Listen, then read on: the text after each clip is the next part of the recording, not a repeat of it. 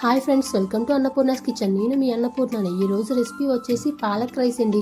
పాలకూర అనేది హెల్త్కి చాలా మంచిది కాబట్టి అన్నం అనేది వాచేసుకుందామండి. పాలకూరని కట్ చేసుకుని స్టవ్ ఆన్ చేసుకుని ఒక ప్యాన్ పెట్టుకుని ఒక గ్లాస్ నీళ్ళు వేసి కొంచెం ఉప్పును వేసి ఉడకబెట్టుకుందామండి.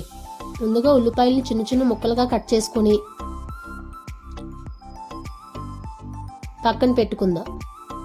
అలాగే 2 పచ్చిమిరపకాయలు కట్ చేసుకుని పక్కన పెట్టుకుందాం. పాలకూర అనేది మంచిగా పాలక్ రైస్లోకి కావాల్సినవన్నీ ఒక ప్లేట్లో తీసి పెట్టుకుందామండి.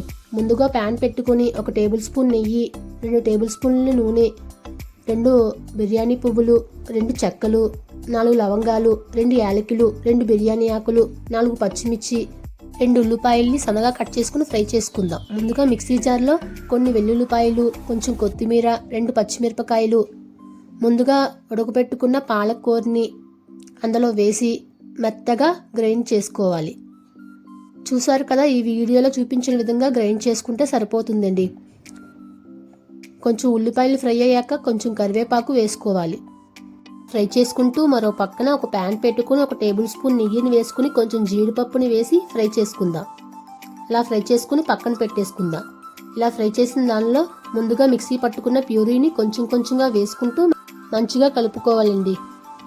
ఇలా కలుపుకున్న దానిలో సరిపడా సాల్ట్ని, కొంచెం ధనియాల పొడిని వేసుకొని మంచిగా ఫ్రై చేసుకోవాలి. 1/2 టేబుల్ స్పూన్ వరకు పసుపుని, కొంచెం సాజీరాని వేసుకుని మంచిగా ఫ్రై చేసుకోవాలి. ముందుగా వండుకున్న అన్నాన్ని చల్లార్చుకోవాలి.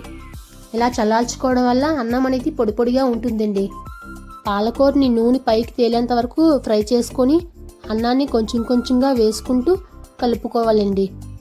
కలిసే విధంగా కలుపుకోవాలి.